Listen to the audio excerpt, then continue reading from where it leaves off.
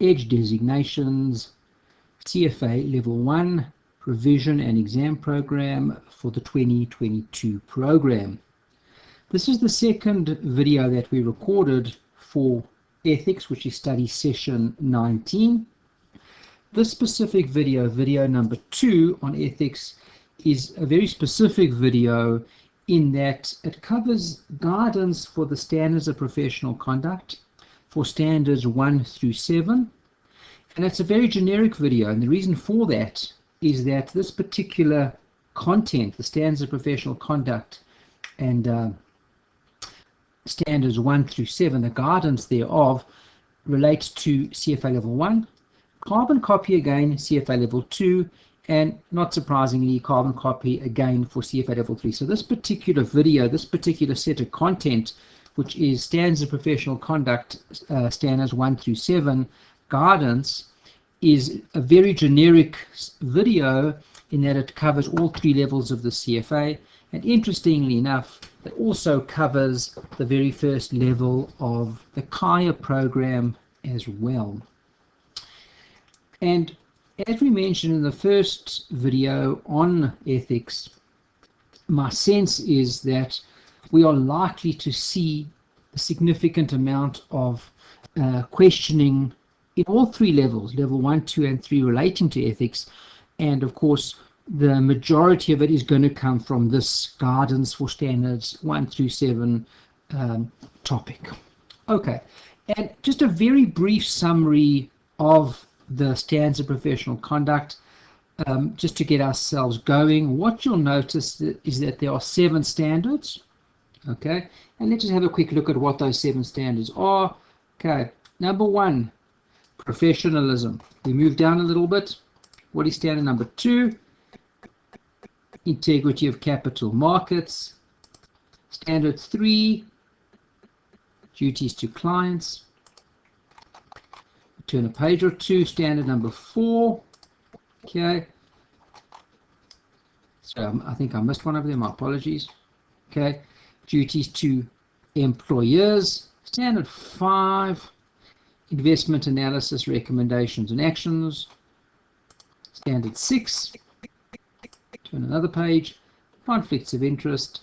And last but not least, standard 7, responsibilities as a CFA Institute member or CFA candidate. And what's interesting about these, I'm going to stick on this page now for a short moment, is that all of these 7 standards break down further into substandards. So for example, the very first one, professionalism, breaks down into 4 components, etc., etc. What you notice over here, what I've done in this particular set of summary notes for us, is that you see the very last one over here, okay, responsibilities as a CFA Institute member or CFA candidate. Okay, we see over here, that's number 21. I've labeled that. Okay, we go down a little bit. Reference to the CFA Institute designation and program is 22. So what we see over here is that in total there are 7 standards of professional conduct, which break down further into smaller components, which in total is 22 separate components. And that's why you'll often hear me referring to them as 7, which is 22, 7, which is 22. What I mean by that is that there's 7 standards of professional conduct, which break down into 22 substandards. And in terms of the process going forward over here, what is the approach that we take over here to answering these types of questions? Remember what I said earlier on, is that I'm going to take us back to the beginning over here. These particular standards of professional conduct, 7, which is 22, are not overly difficult, not overly challenging. We'll take you through some of them over here. We'll take you through all of them, in fact. They're not overly challenging, they're not overly difficult. Okay. However, where the challenge comes in then is once you've got that knowledge, once you've understood the particular standards, is then you look, particularly now in these particular set of notes, to the right-hand side, which is guidance. Now, guidance gives you a little bit of a deeper insight into the particular standard. The left-hand side, let's just pick on the very first one over here, professionalism, knowledge of the law. What do you find over here? Well, there's just the standard. I've almost, it's a bit of a cut and a paste job in a sense. That is the exact standard as you will find it, guys, in the CFA set of information. Okay, on the right hand side of that, we then give you guidance. Guidance is a little bit of a deeper look into the particular standard, just to give you a little bit more to be able to work with. After that, then you've got to go, for example, for CFA level 1, you will move then to reading 60. Okay, and reading 60 then will give you a little bit more what we call ethics application, how to answer the question, a little bit more detail. Same thing for CFA level 2 and 3. What you're going to find is the other readings also contain a little bit deeper, a little bit more information. You need to go through that application. You take the standard, you take the guidance, and then you have to apply it to answering questions. To be perfectly honest, it's not sufficient just to have the knowledge and the guidance over here. You've got to apply it to questions. See where you go wrong, see where you go right, see where the little tricks are. Ethics is tricky. I can't say it in any other way. It's a tricky little study session. Okay, easy in terms of just the pure information, tricky in terms of answering the questions. There's little tricks here and there, wording things over here that you've got to be able to work with. The more examples you do, the more practice you do, the more CFA questions you do, the better you're going to get at ethics. Okay. Let's start off over here. Let's do the very first one, knowledge of the law. The standard says members and candidates must understand and comply with all, and I like to break this one down into 3 components. Component number 1 is members and candidates must understand and comply with all applicable laws, rules, and regulations of any government, regulatory organization, licensing agency, professional association governing their professional activities. So you've got to, number 1 is you've got to understand and you've got to comply with all applicable laws, rules, regulations, etc. Second component of this particular standard, which I call standard 1A, knowledge of the law. If there is a conflict, okay, in the rules and regulations, members and candidates must always apply and comply with a stricter or the more strict law, rule or regulation. We call that the stricter law. That's number 2. So if there is any kind of a conflict, okay, we always go for the stricter law. And number 3, seems a little bit obvious, doesn't it? Members and candidates must not knowingly participate or assist in, and look at this, and not only that, or they not must they not knowingly participate or assist in, but they must actively dissociate, move away from any violation of laws, rules, or regulations, as mentioned in the very first part over here, that you must comply with laws, rules, and regulations. So part number 3 says you must not knowingly participate in, and not only that, but you must dissociate from them. Okay, in terms of guidance, just 1 or 2 points I want to mention. Okay, let's have a look over here, and I just want to mention 1 or 2 over here. One of the key, okay, the member may approach the violating party. He doesn't have to. Okay, if you are working in an environment and a fellow member of yours is violating a certain a law, rule, regulation, you can approach them and you can tell them, listen, you know, this is your violation. You don't have to. But look at this over here. Look at the words here. But they must approach their supervisor or compliance department. That you have to do. Okay. If the violation continues, the member must dissociate from those parties. And look how difficult this gets, guys. Okay, it's not enough to just ignore the violation and in a sense to be inactive. Okay, one thing I haven't put over here in the guidance, because obviously this is just a summary, but I just do want to mention it over here. It goes so far in terms of guidance and in terms of dissociating from a particular violation that you may in fact need to resign from your job if it continues. There's no other option. That is the final step, which would be to resign from your position. We move on to professionalism, independence, and objectivity. Okay, which is the second. And as we go through them, we'll go through each one by one, just have a bit of a sense of each of the standards of professional conduct. Let's look at the second one, independence and objectivity. The standard over here talks about members and candidates must use reasonable care and independent judgment to achieve and maintain independence and objectivity in their professional activities.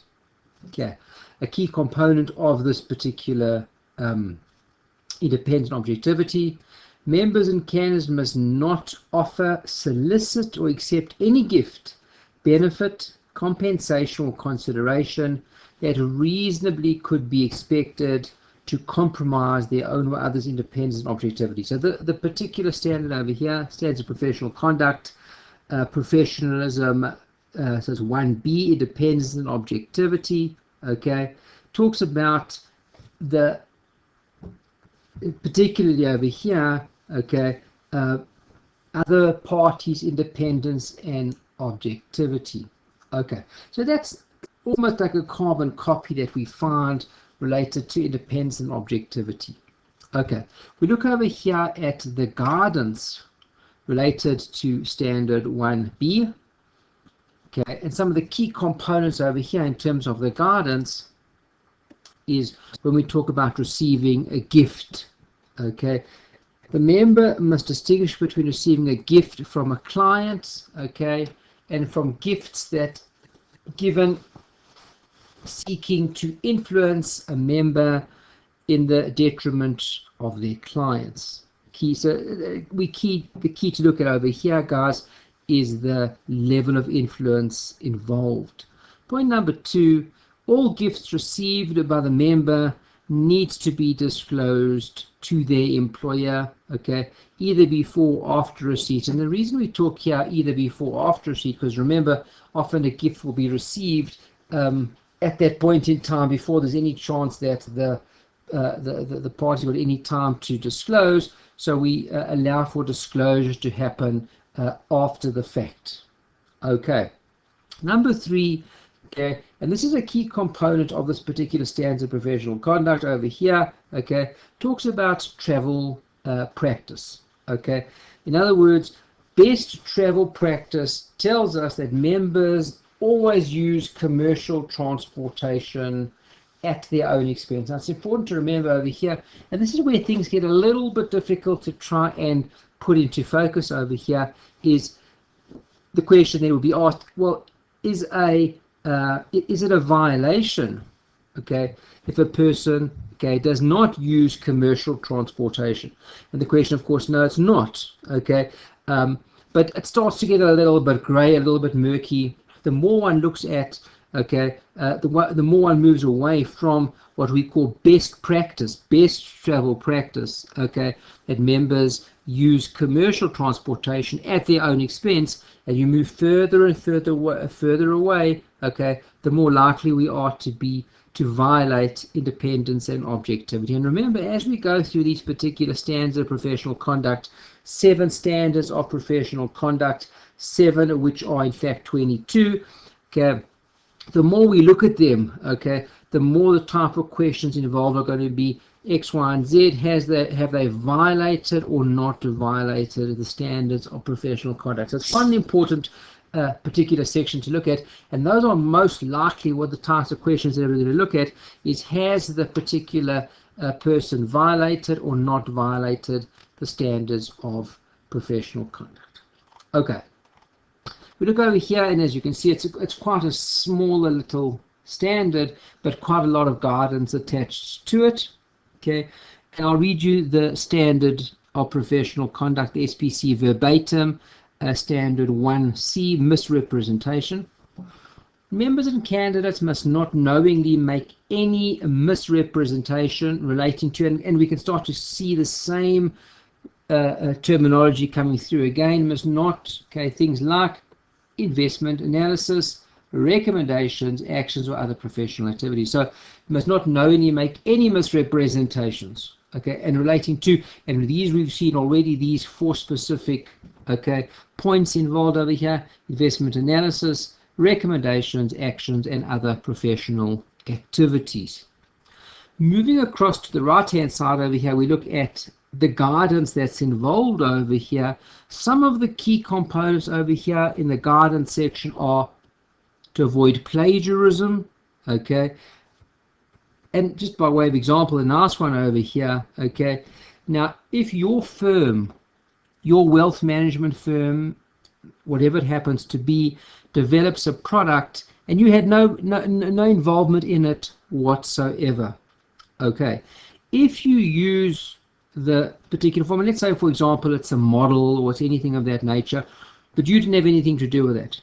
If you then use it as a representative of the firm, you're completely fine. Okay. The trouble comes in is if you now start to use that model, that product that belongs to the firm, okay, in your own private capacity, okay, then yes, you're going to need to attribute that to the firm or to whoever it was that developed that particular model. Okay. We talk other forms of plagiarism. We talk about performance reporting. Have a look at social media. Okay. Interestingly, number 4, omission in terms of guidance. Okay. Omission can be as misleading as when something in fact has occurred as well. Just watch for that one as well. And number 5, work completed for the employer as well. We can move on over here, over the page. Okay, standard. We're still in standard number 1. Okay, professionalism. 1D, misconduct. So we'll read this to you verbatim. Okay, the standard itself. Members and candidates must not engage in any professional conduct involving dishonesty, fraud, or deceit, or commit any action that reflects adversely on their professional reputation, integrity, or competence. Okay, an interesting one over here, okay, and I'm going to take you straight to the example over here. It's a very interesting one. Okay, Zhu is an investment analyst as well as an environmental activist. He's been arrested several times as a result of his participation, and look at this is the key over here, in non-violent protests against companies that damage the environment. So he's not a violent kind of guy. He's just involved in certain kinds of he protests. They are non-violent protests against companies that are violating the environment. The question, and now this is the way in most examples where how the example is going to play itself out. Okay, has Zhu violated or not violated the standards of professional conduct? And the answer to this is no violation. Okay, the infringement doesn't impact on Zhu's reputation or his integrity. Okay, and his competence has not been compromised.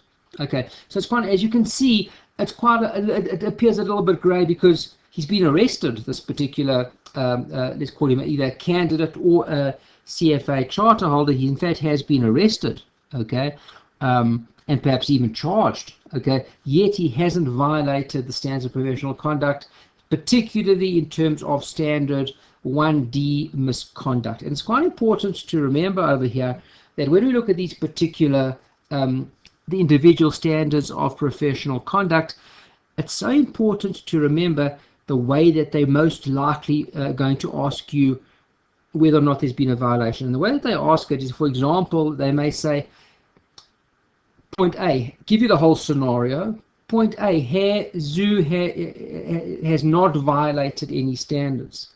Point B, Zhu has violated, and they may say to you, standard 1B.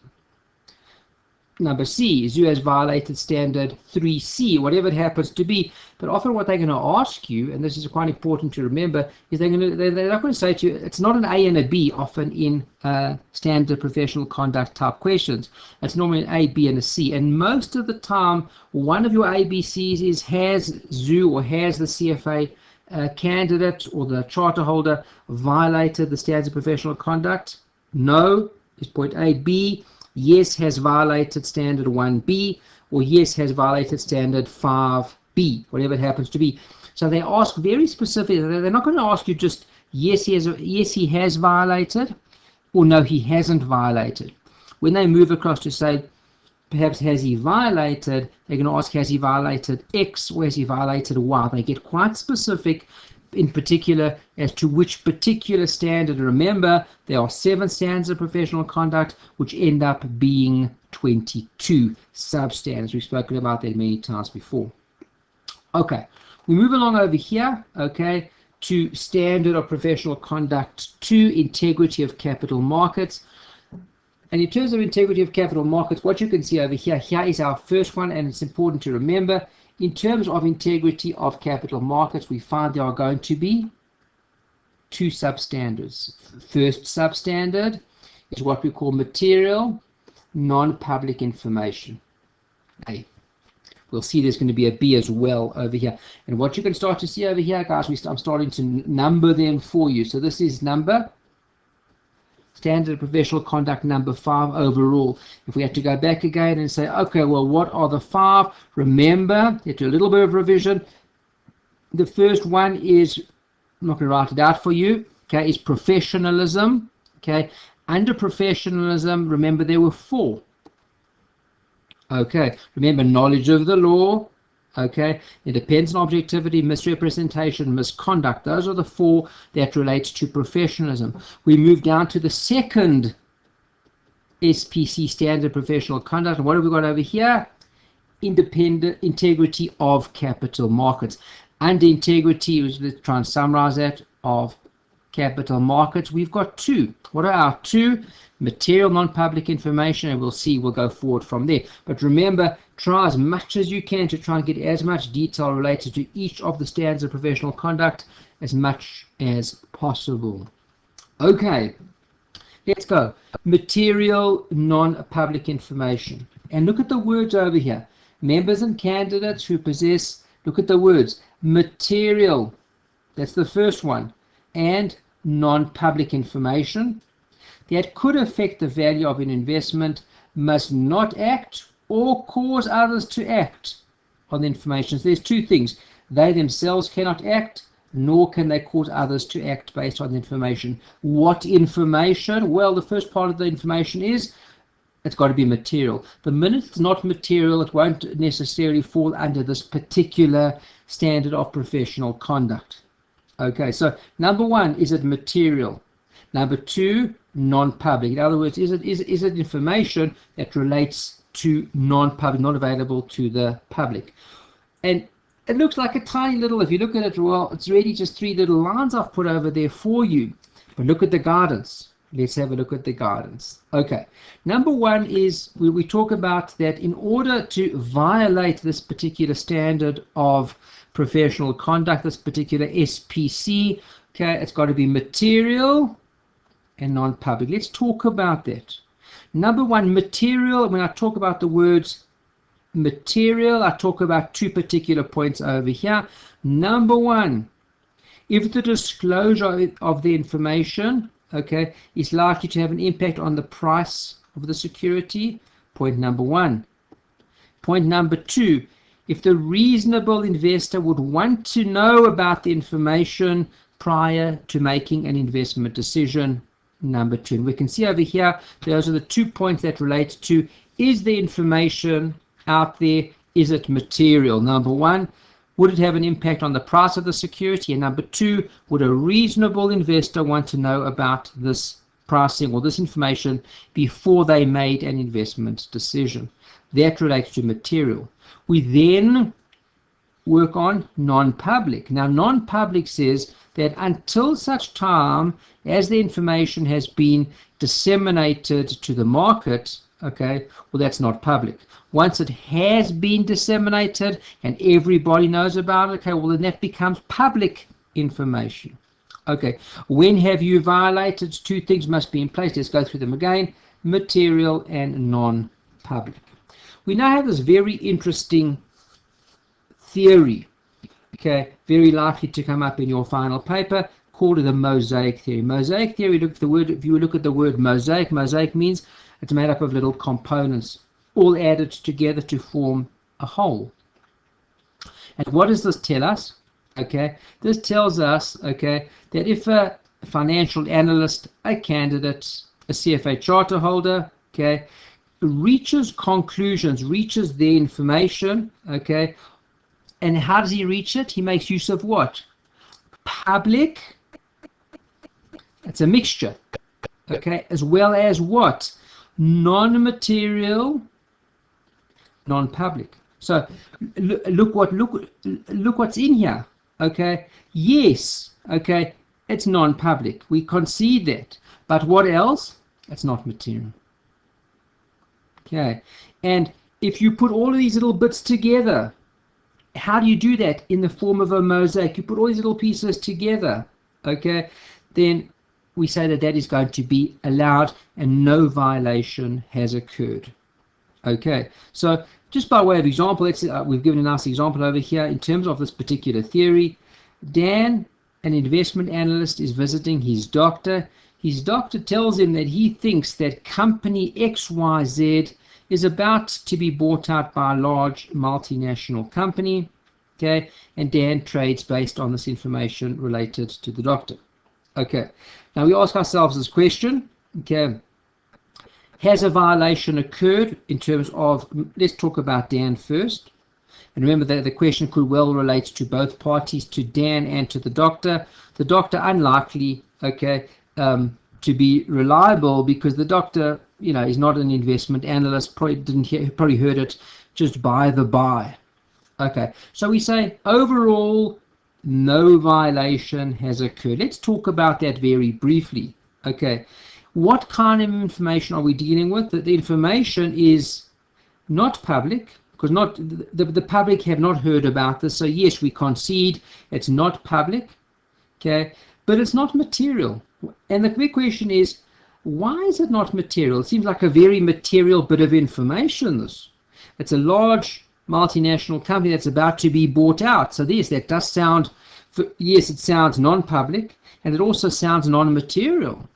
Now the question, the reason that in this particular case it's not material, because the information that the doctor has is, in most cases, it's unreliable. Okay, he probably heard it from he heard it from a previous patient who heard it from another patient. It's not based on anything, and therefore we would need to conclude that the information given over to Dan by his doctor is not material.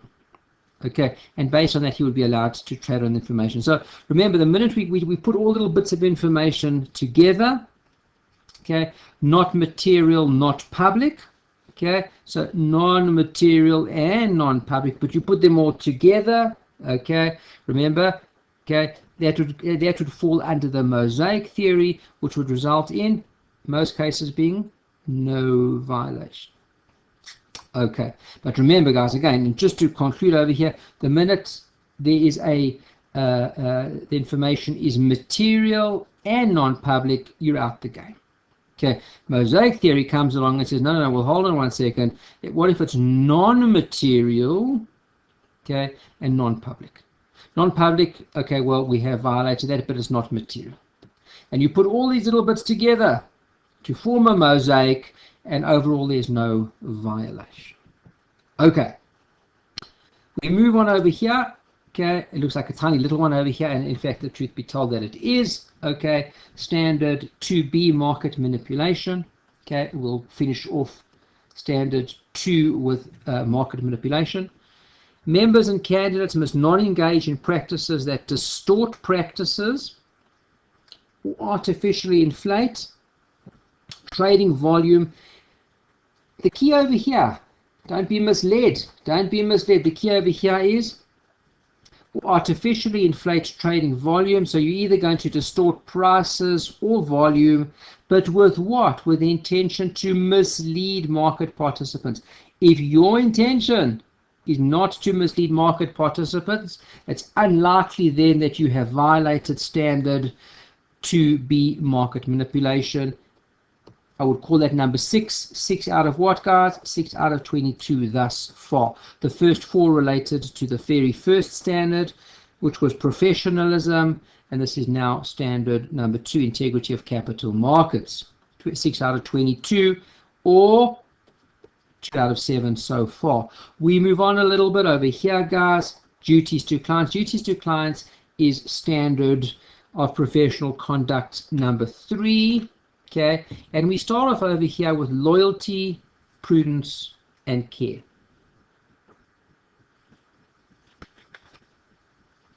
our standard tells us members and candidates have a duty of loyalty to their clients and must act with reasonable care and exercise prudent judgment. Look over here. Members and candidates must act for the benefit of their clients, and look who comes first, and place their clients' interests before their employers or their own interests. All of a sudden now we see there's something added over here. So standard of professional conduct 3A, loyalty, prudence and care, gives us a little bit of a order. Let's talk about the order quickly. So who comes first? Clients come first. Number 1.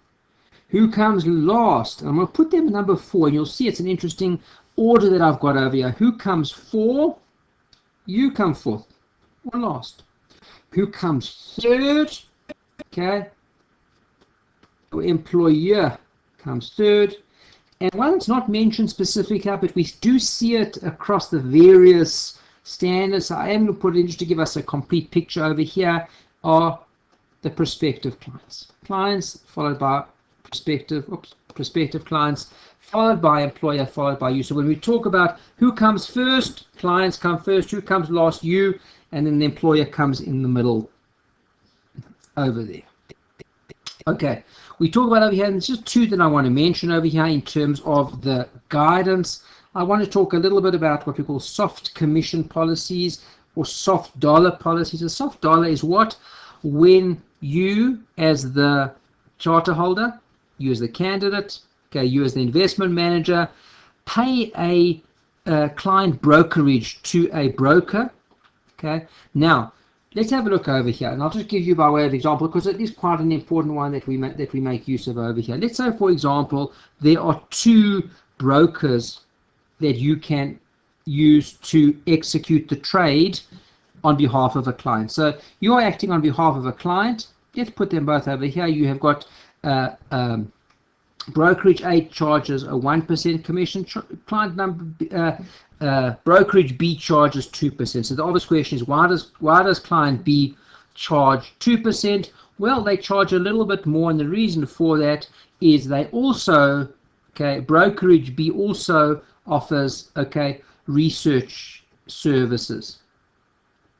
Okay, so obviously they charge a little bit more for client brokerage. Now the big question is, remember, you are acting on behalf of the client. So now, are you able then to go for client number B, get the extra research on behalf of the client? So the answer to that is, this is called soft dollars, and the answer is yes, you are able to spend a little bit more on behalf of your client to pay for a little bit of extra research for your client, but remember, as long as it's for the benefit of that particular client. You are not able to pay for additional commission, okay, additional brokerage, to purchase research if it doesn't benefit the client, but it's there to benefit your firm or for you as a wealth manager, okay, an investment manager, to gain access to extra research. That would not be allowed. It has to be, we talk about soft commission or soft dollars, to the benefit of the client. Okay, another important component over here of duties to client standard 3A, loyalty, prudence and care. We talk over here about proxy voting policy. What are proxy voting policies? Remember, again, you as the investment manager are going to act on behalf of your client in terms of voting, okay, certain rights, etc., on behalf of the client. Okay, and remember, these votes, these proxies have got what we call economic value to your client. Okay, and of course then you as the investment manager must act in the best interests then when you are voting on behalf of your clients. Okay, that was A. We look at B over here. B talks about fair dealing. Let's talk a little bit about fair dealing. And again, as you can see, we're moving nicely through the standards of professional conduct. This is standard 3B, which is number 8 out of 22 thus far. What is fair dealing?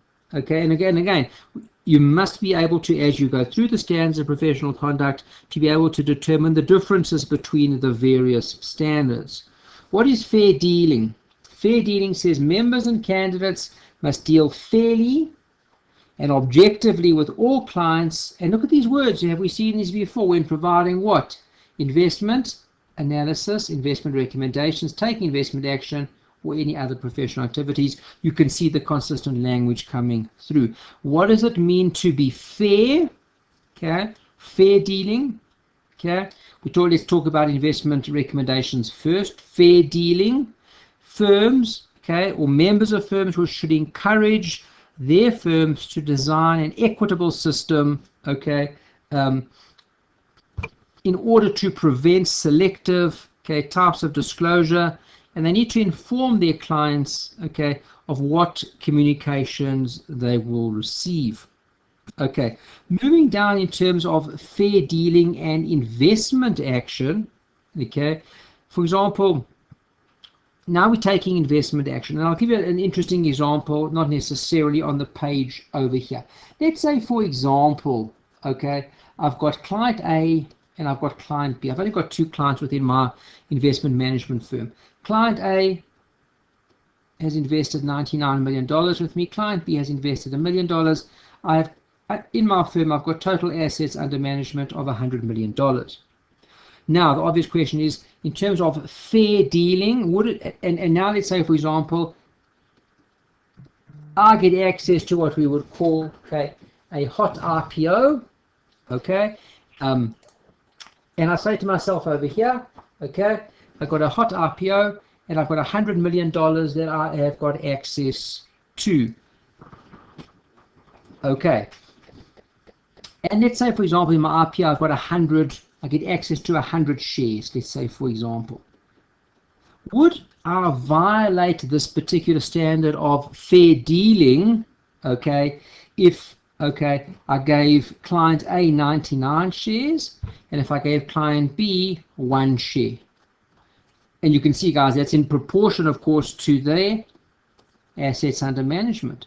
And the answer to this is no, there's no violation of fair dealing as long as I am consistent within my investment actions. And this is the way that I allocate, when I get new shares, I allocate them to my current clients based on assets under management. Then there has been no violation that has taken place. There would be a violation if next time I say, okay, well, this time around I'm not going to base allocations based on assets under management. Oh, now I'm going to base it based on 50-50, and the next time I might decide to base it on, that's when we're going to start to come to problems of fair dealing. Okay, we move down to standard 3C, suitability. Okay, interesting over here, we break this down. It's so important to be able to break these down into their various sections, okay, and we break this down into two components. Number one is when the members and the candidates are in an advisory relationship, okay, let's put that clearly, with the client, number one. And number two, when members and candidates are responsible for managing according to a specific mandate, strategy, or style. So point number one, and we break suitability down into two components. Number one, when my members and candidates are in an advisory relationship, number one, and number two, when it's not an advisory relationship at all, we are just acting on behalf of the member and the candidate, and we are managing according to a specific mandate. Okay, let's break them down one by one. We actually make a nice line over here, okay, and we will deal with them one by one. Number one, let's go. When members and candidates are in an advisory relationship with a client, number one, they must A, make a reasonable inquiry into the client or prospective client's investment experience, risk and return objectives, and financial constraints prior to making, and we've heard these before, making any investment recommendation, taking investment action, and must reassess and update this information regularly. Okay, B, determine that an investment is suitable to the client's financial situation and consistent with the client's written objectives, mandates, and constraints before making an investment recommendation or taking investment action. C, judge the suitability of investments in the context of the client's total portfolio. Let's stop there for a second. So this is some important points over here. What does suitability C, how does that differ from something like we saw B, which was fair dealing? Suitability says, is this investment suitable for your client? So we can ask straight away. Let's say, for example, I've got two clients. I've got a 20-year-old and I've got a 101-year-old. Okay. And now let's say, for example, the investment that I've got is an investment in a what we call a hot IPO. Okay. Very likely that this investment in a hot brand new IPO is, yes, suitable for the 20-year-old because they are able to take on more risk in the investment decisions. Probably not so suitable for the 100-year-old. They're probably looking at more stable fixed income type of investments towards the end of their lives, careers, etc. So yes, in terms of standard 3C, it would be suitable for the 20-year-old and no, not suitable for the 101-year-old. Other things we look at when we're looking at specifically managing according to an advisory capacity, a big component will be the development of an IPS, an investment policy statement. Of course, guys, this will make up a massive component of the CFA Level 3 syllabus, okay, coming up in whenever you are doing CFA Level 3. Okay, remember what we said over here? Okay, we need to find out about the client, etc., etc., and update this information regularly. Regularly, guys, we talk about at least once a year. Okay, good.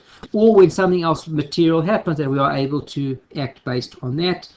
And the last point I want to mention in terms of guidance, specifically in relation to an advisory capacity and suitability, is of course the need for diversification. The portfolio needs to be a diversified portfolio.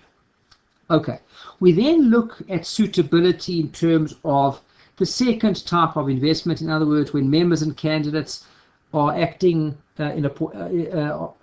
for a portfolio, okay, and they are acting based on a specific mandate, strategy, or style, then of course, what do we say? They must only make investment recommendations or actions that are consistent with the stated objectives and constraints of the portfolio. Nice and easy over there. So guys, very important to remember, you've got to ask yourself the question, when I'm working for the client, is this client an advisory client? When obviously then things get a little bit more tricky in terms of suitability. Or is this a client that I'm going to manage according to a specific mandate?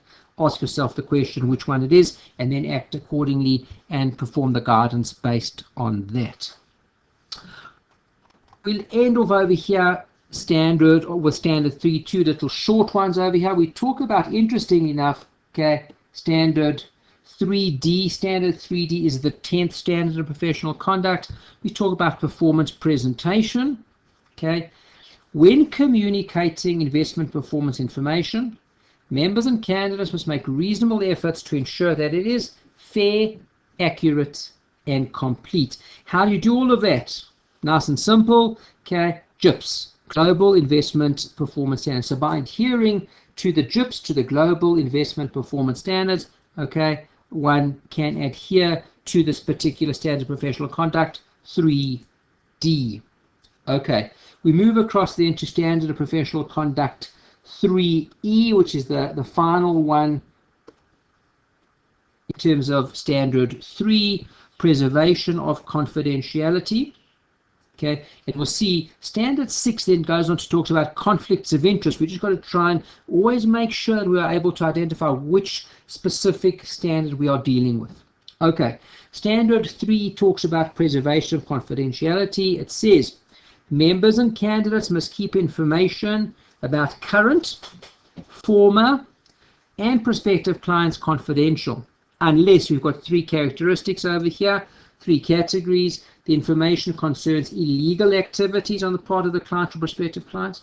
Disclosure is required by the law, or the client or prospective client permits disclosure of the information. So, in terms of standard 3E, preservation of confidentiality, members and candidates must keep all current, okay, as well as former, as well as prospective clients' information confidential, unless it's illegal, unless it's required by law, and unless you get permission from the client. That brings us to a conclusion of duties to clients, standard 3. And remember over here, guys, if we just take a quick look over here, standard 1 Remember, it was professionalism, contained 4 substandards. Standard 2 was integrity of capital markets, contained 2 substandards, and this was quite a big one. Standard 3, which was duties to clients, which contained 5 substandards, bringing a total of 11 substandards to us, which corresponds obviously to where we are in terms of the revision over here. Okay, let's go over our page.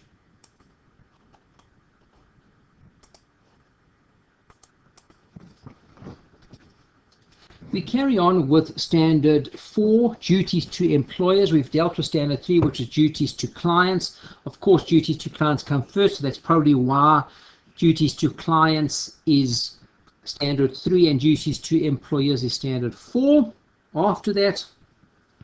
And we talk about loyalty. Okay,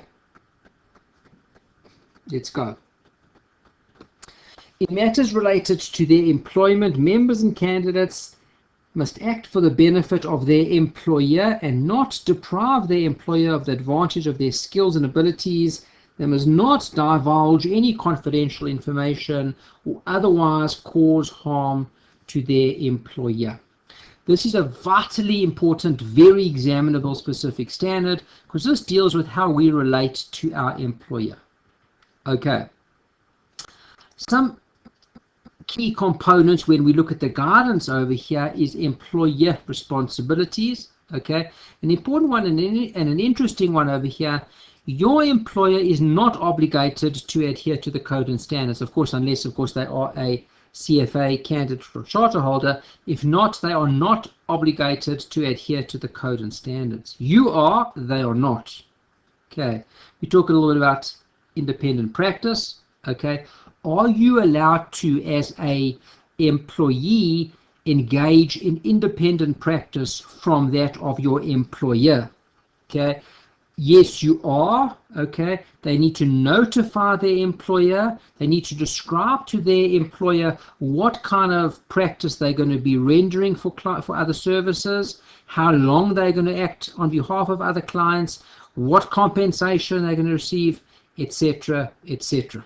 Okay, and you cannot act on behalf of your, not on behalf, on behalf of yourself, okay, against what an independent business, against that of your employer, okay, until you receive consent from your employer. Okay, an important one. Leaving your employer, are you allowed to leave your employer? Well, of course, you are allowed to leave your employer. Okay, but remember, anything that you did while you were with your employer belongs to your employer. So you're not allowed to misappropriate trade secrets. You can't misuse confidential information. Okay, are you allowed to use clients or client lists? Of course not. They belong to your employer, etc., etc. Okay, the only other one I wanted to mention over here, okay, we look a little bit further down on the page over here. Okay, we talk a little bit about use of social media, whistleblowing, nature of employment as well. Talk a little bit there about independent contractors as well. But as you can see, this particular standard, standard 4, which is duties to your employer, okay, loyalty, okay, is a big one. Okay, let's move along to the next one. Okay, and these ones are relatively short. Additional compensation arrangements. Okay, standard 4B. Okay, and we need to contrast this, and we will talk about it in a second, which other standard we will be contrasting this particular standard with. Let's go. Members and candidates must not accept gifts, benefits, compensation, or consideration that compete or might reasonably be expected to create a conflict of interest with their employer's interest, unless what? They obtain written consent from who? From everybody, not just from their employer, from the person, from the prospective client, from their employer, from anyone else that are dealing with this particular venture that the member or the candidate is being involved in. And when it says over here, when we look at the guidance across to the right-hand side of the page over here, compensation and benefits includes direct compensation, we all know about that, as well as indirect compensation or benefits as well. Another important one over here, Written consent includes any form of communication, and keep in mind that would include WhatsApp as well. Okay, one that I just want to mention over here, now that we are on standard 4B, additional compensation arrangements, watch also for standard 1B, independence and objectivity. There's a little bit of an overlap, as there are within the standards of professional conduct. It's a little bit of an overlap, some overlap with each other. And when they want to be really tricky in their questioning, what they do is they say, candidate X, or whoever it happens to be, has violated standard 1B, or B, member or candidate has violated standard 4B, additional compensation arrangements, and it does appear a little bit tricky as to which standard perhaps they have violated. Watch for those. Standard 4C, responsibilities of supervisors. This is a horrible one, guys. Okay, and look what this one tells you. Members and candidates must make reasonable efforts to ensure that anyone subject to their supervision or authority complies with what? All applicable laws, rules, regulations, and the code and standards. This is an interesting one. Now, just because you are a member or a candidate, and because you are a supervisor, okay, you manage these particular people, okay.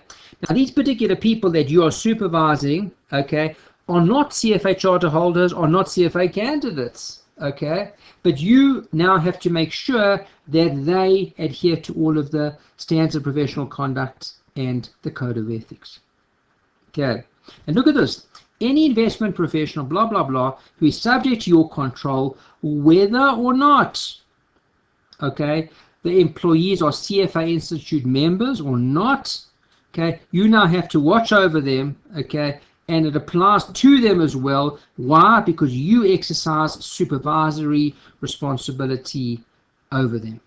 Okay, so a bit of a tricky one, because all of a sudden we're taking people that are not related to the code and the standards. Now we're making them relate to them because of you being their supervisor. Watch for that one. Okay, at this point in time, we've now reached 4. Let's do a quick little sum up of where we're at. Standard number 1, remember, was professionalism. There were 4 substandards. Standard number 2 was integrity of capital markets. There were 2. Standard 3 was duties to your clients. That one came first. Okay, there were 5 over there. Standard number 4, which was duties to your employers, there were 3. Okay, we add all of those together and we get to 14 thus far. Okay, let's move on to standard number 5, investment analysis, recommendations and actions. Okay, number 1, we talk about over here diligence and a reasonable basis. Members and candidates must exercise diligence, independence, and thoroughness in doing what? And now I'm sure I'm boring you people to tears. Okay, in analyzing investments, making investment recommendations, and taking investment actions. We've seen that many times before. And 2, have a reasonable and adequate basis supported by appropriate research and investigation for any what? Investment, analysis, recommendation, or action. Okay, so now the obvious question is, can one go to the dentist and listen to the dentist talk about various stocks and bonds and then make investment decisions based on that? Of course not, because that would probably be a violation of diligence and reasonable basis, because when you then go and make an investment, you have not been diligent and do not have a reasonable basis for your investment recommendations. Okay, let's talk about over here. Okay, can I then use secondary or third-party research at all? Or do I have to only rely on the research that I myself do? And the obvious answer to that is no. Of course you can use secondary or third-party research, okay, but as long as you make reasonable and diligent efforts to make sure that the research is sound. Okay, same thing again will go for quantitative research. Can you use quantitative research that is undertaken by other parties? Yes, you can, as long as you understand the basics behind how their research was developed and you have complied with diligence and reasonable basis. Okay. Can you use external advisors and sub-advisors? Again, same story. As long as there is an aspect that you bring to the party, okay, of diligence and reasonable basis. Okay, let's move along a little bit over here. Okay, standard 5B, communication with clients and prospective clients.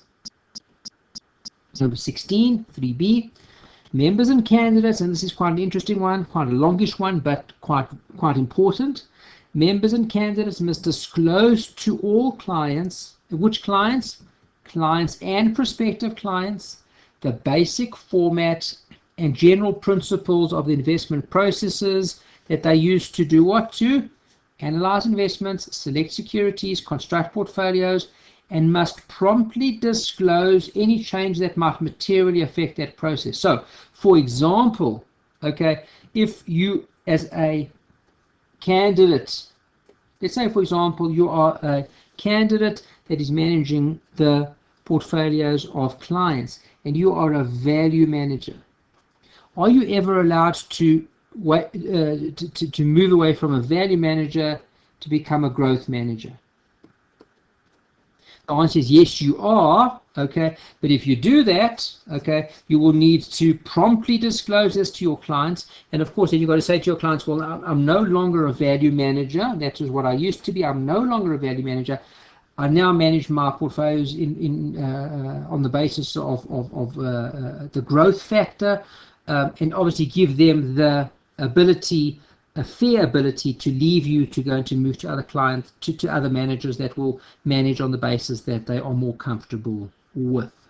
Okay, that's the first point that we talk about. Point number 2, we need to disclose to clients and prospective clients significant limitations and risks associated with the investment process. When I used to lecture this to the guys many years ago, it became quite novel when I mentioned to them this thing called Bitcoin. Okay, imagine, for example, you wanted to manage your clients and you wanted to invest Bitcoin on their behalf. Of course, then you need to tell them all about the risks and limitations. That was a couple of years back. Now, when I lecture, I talk about, when I'm trying to give an example of what may well be a high-risk investment, I talk about NFTs, and I get this blank look sometimes. What is an NFT? Okay, an NFT, of course, is a non-fungible token, which is a new type of investment that's storming the market at the moment. We could talk about the other things like SPACs as well. Okay, also quite a newish addition to the market, and of course these need to be properly described to, okay, and the investor needs to know all about the risks and limitations of these investments. Okay, point number 3. Use reasonable judgment in identifying which factors are important to what? To the investment analysis, recommendations, or actions, and include those factors in communications with clients and prospective clients. So what factors are important? Things like the discount rate, interest rates, foreign exchange rates. All of these may be very important factors that we need to take into account when we look at making investment analysis, recommendations, and actions. Point number 4, distinguish, and this is quite important, between fact and opinion in the presentation of investment analysis and recommendations. You're more than welcome to say, I believe that Bitcoin will hit $70,000 next year, but that's your opinion, okay? And you can state whichever facts you like to try and back up your opinion. That's not a fact, of course. Okay, so just important, of course, to relay the difference between fact then and, of course, and opinion. Okay, we move on to standard 5C, record retention.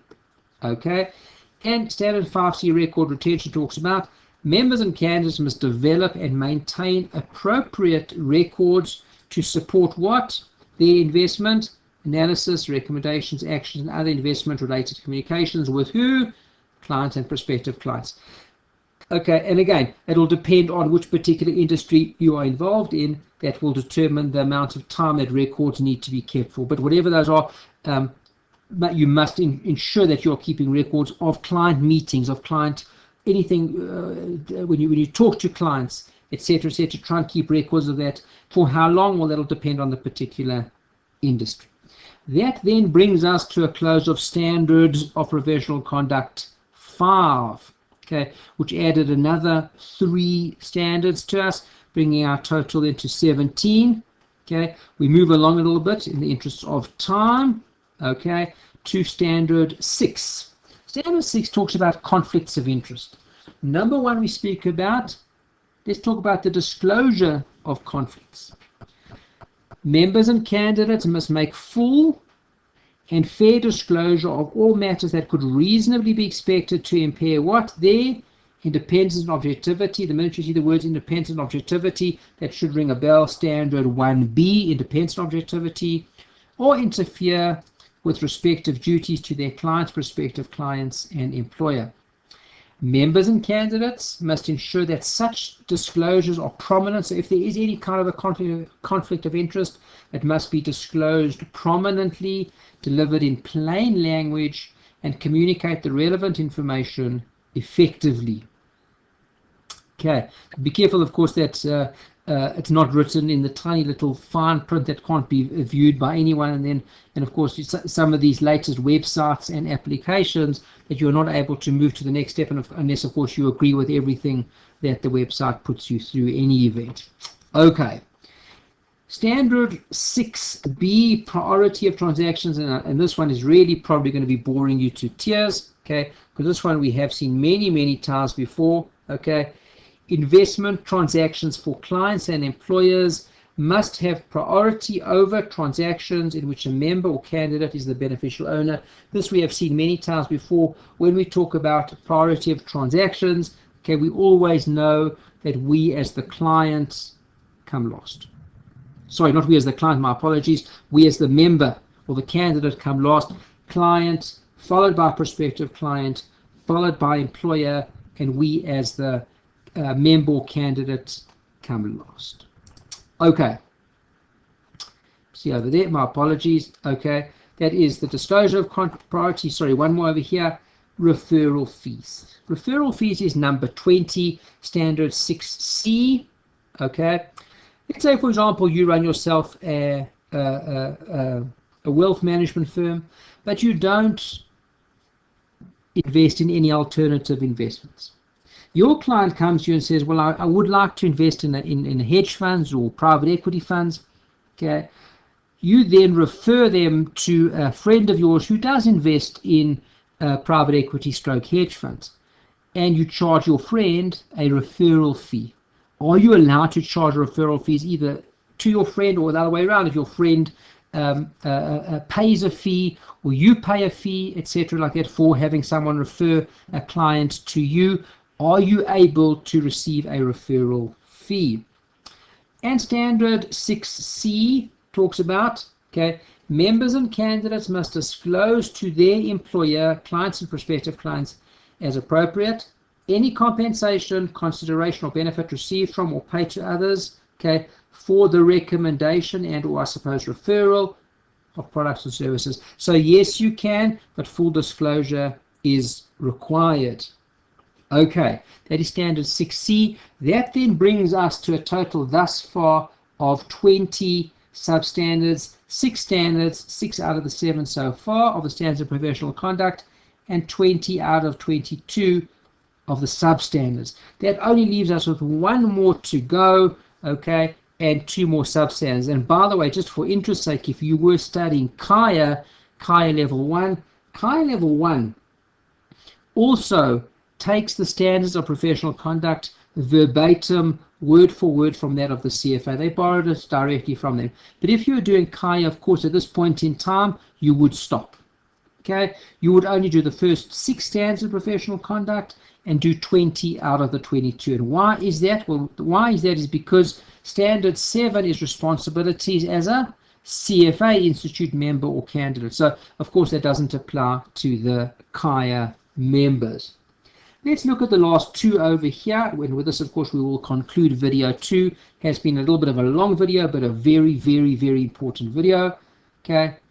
A, conduct as participants in the CFA Institute program.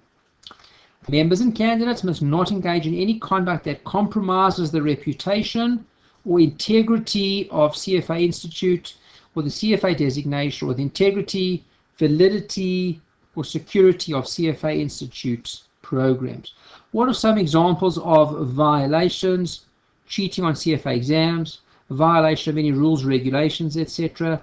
Look at this, providing confidential program or exam information to candidates or to the public. So remember, and I get this often, okay, what section do I think is coming up? What section do you think is more important than the other? And I say, I have no idea. And they say to me, but surely you know as a prep provider. And the answer is we don't know. We don't know, and please don't tell me. Okay, I once had a student, and what was mind-blowing about this was that the student wasn't in level 1, they were in level 2. They finished writing CFA level 2, and this was back in the days of paper-based testing. Okay, and they sent me a message, a WhatsApp message, almost detailing a lot of what was in the CFA level 2 paper that they just wrote. I'm thinking to myself, what is this? Surely they know about this. I deleted it straight away and sent them a message. Please delete it on your side. Don't mention it to anyone ever again.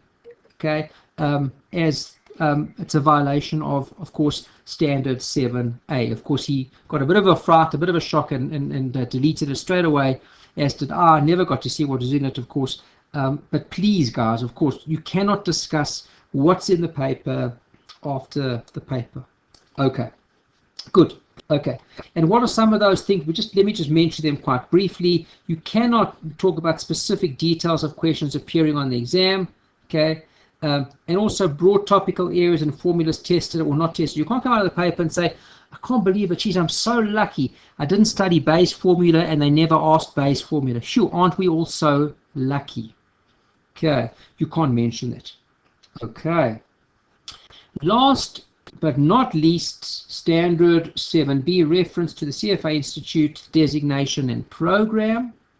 Okay, when referring to the CFA Institute's membership, designation or candidacy in the program, members and candidates must not misrepresent or exaggerate the meaning or implication of membership in CFA Institute holding the designation or candidacy in the program.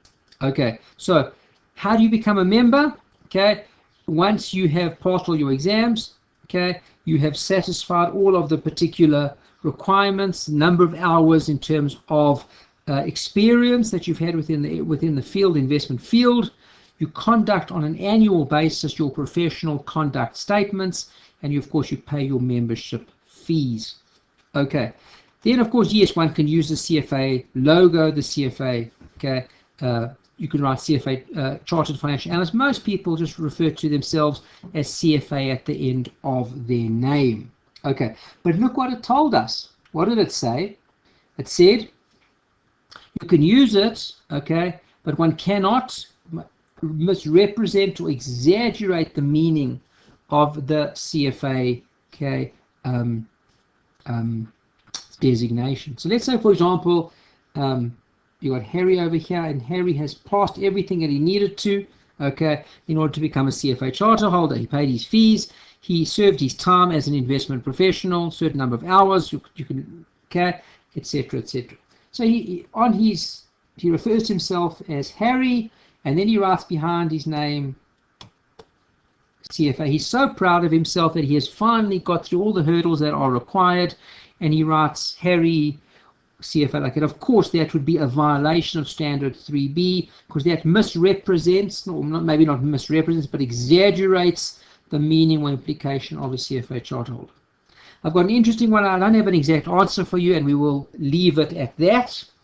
I see often on LinkedIn, okay, a lot of members mention that they passed CFA level 1, 2, and 3 on their first attempt. Okay. Now, is that a violation of 3B? And the answer to that is no, it's not. Okay, it's factual. You passed CFA, and of course, it's not. You're not telling anybody explicitly that you are a better investment professional than anybody else by passing CFA exams 1, 2, and 3 on your first attempt. Okay, so no, it wouldn't be a violation.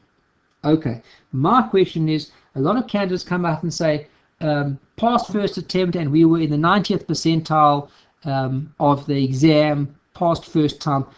Are we moving towards a violation, or is that also completely fine to mention that you were in the 90th percentile?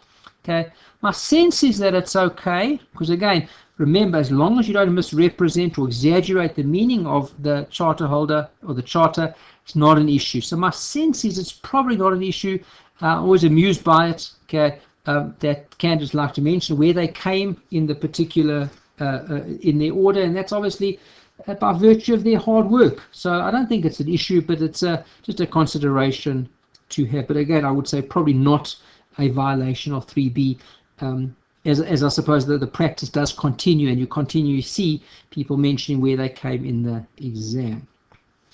Guys, that then brings us to a close of the standards of professional conduct. Okay, it is a massive, okay, reading, whether you're on CFA level 1, CFA level 2, or CFA level 3. Remember, this particular standard, called Guidance for Standards 1 through 7, is generic to CFA level 1, CFA level 2, and CFA level 3. Okay, and again, just to summarize again, okay, you've got your standards of professional conduct. Okay, there are 7 standards and 22 substandards. We always refer to them as 7, which are in fact 22. You need to know these well. You need to go through them in great detail. Once you are done with that and you know the 7 standards, you'll find that they're not very difficult. They're not overly crazy, not overly difficult. Where does your challenge come in? My sense is the challenge comes in twofold. Number one, the scenarios that they present to you are, number one, they are tricky. And number two, they are a little bit longer than perhaps the average CFA question. Okay, so they're tricky and they're a little bit longer. How do you overcome that?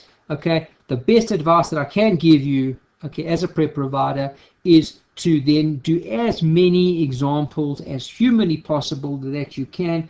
For example, for the CFA level 1 guys, you hop across to reading 60, which is ethics applications, and you do all of the application questions as provided to you in reading 60 by the CFA Institute. And look, as you go through them, say, is it a violation, is it not a violation? If you get it right, great. If you get it wrong, see where you get it wrong. Why did they interpret it different to you interpreted it? Because you've also gone through the standards. Where did you make your error, etc., etc. Go through them in as much detail as you can. And guys, in order to answer ethics questions, the best advice is practice, practice, and a little bit more practice.